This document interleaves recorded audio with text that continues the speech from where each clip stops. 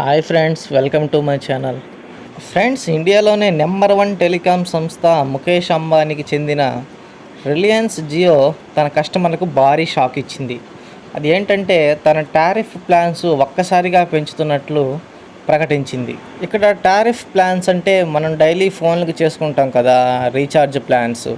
అవి కనిష్టంగా 12.5% నుంచి మ్యాక్సిమం 25% వరకు పెంచేసింది. అయితే ఈ పెంచే ముందు మనకి రీఛార్జ్ చేసుకునేందుకు కొంచెం సమయం కూడా ఇచ్చింది.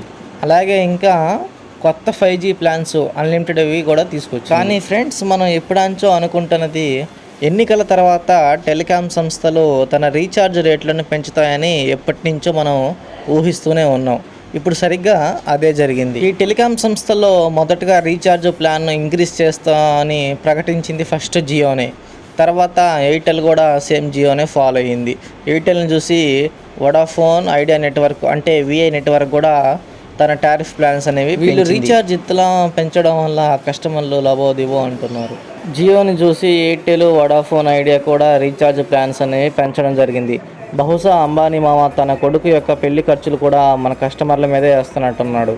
ఫ్రెండ్స్, మనం ఈ భారం నుంచి తప్పించుకోవాలనుకుంటే మనకి ఒక ఆఫర్ ఉంది. ఏంటంటే అది జూలై 3 అంటే నెక్స్ట్ మంత్ 3rd డేట్ లోపల మనం రీఛార్జ్ కానీ చేసుకుంటే ఇప్పుడున్న పాత ప్లాన్స్ అనేవి యాక్టివేట్ అవ్వడం జరుగుతుంది. ఇప్పుడున్న ప్లాన్స్ రేట్లతో కానీ మనం 1 ఇయర్కి కానీ రీఛార్జ్ కానీ చేసుకున్నాం అనుకోండి, నెక్స్ట్ మనం ఆ పెరిగిన రీఛార్జ్ అమౌంట్ సేవ్ చేసుకున్నట్టే.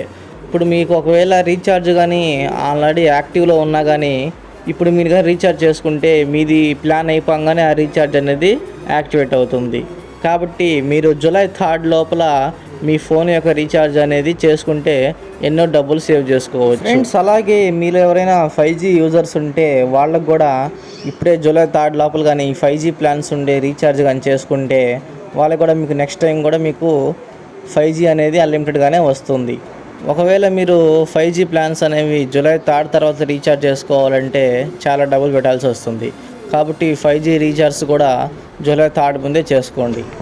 ఫ్రెండ్స్, మనం ఇప్పుడు జియోలో పెరిగిన రేట్లు ఎలాగ ఉన్నాయో ముందుగా మనం ఇందులో 1 మంత్ ప్లాన్ కానీ చూసుకుంటే ఇంతకుముందు 2GB అనేది 299కి వచ్చేది 28 డేస్కి. అదే జూలై 3rd తర్వాత అదే 2GB ఉన్న డేటా ప్లాను మనకి 349 అవ్వడం జరుగుతుంది. ఇక్కడ 50 రూపీస్ అనేది ఇంక్రీజ్మెంట్ అయ్యింది. అలాగే 2 మంత్స్ ప్లాన్ కానీ చూసుకుంటే మనకి ఇంతకుముందు 2GB 533కి వచ్చేది.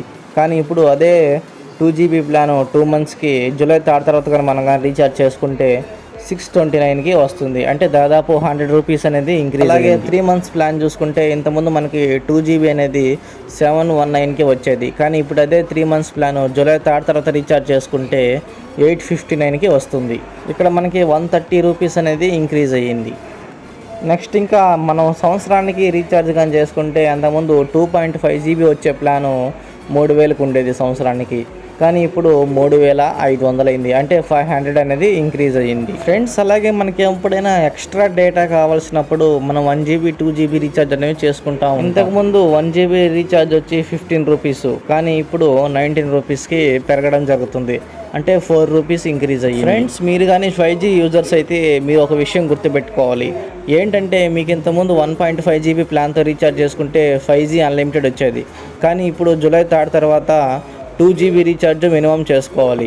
అలా చేసుకుంటేనే మీకు జియో అన్లిమిటెడ్ ప్లాన్స్ అనేవి వస్తాయి. కాబట్టి మీరు జూలై 3rd ముందు రీఛార్జ్ చేసుకుంటే బెటర్. సో ఈ జియో రీఛార్జ్, ఎయిర్టెల్ కానీ వొడాఫోన్ ఐడియా కానీ ఎలా రీఛార్జెస్ పెంచుతున్నాయో ప్రజల్ని ఆపుకునొక్కడం తప్ప ఎందుకో వీళ్ళు అసలు ఈ ట్రాయ్ అనేది ఏం చేస్తుందో కూడా తెలియడం లేదు. ఎనీవే, మీరు కూడా జూలై 3rd ముందు రీఛార్జ్ చేసుకుని మీ డబ్బులు అనేది సేవ్ చేసుకోండి. ఇలాంటి ఇన్ఫర్మేషనల్ వీడియోస్ కోసం నా ఛానల్ని సబ్స్క్రైబ్ చేసుకోండి. Thank you.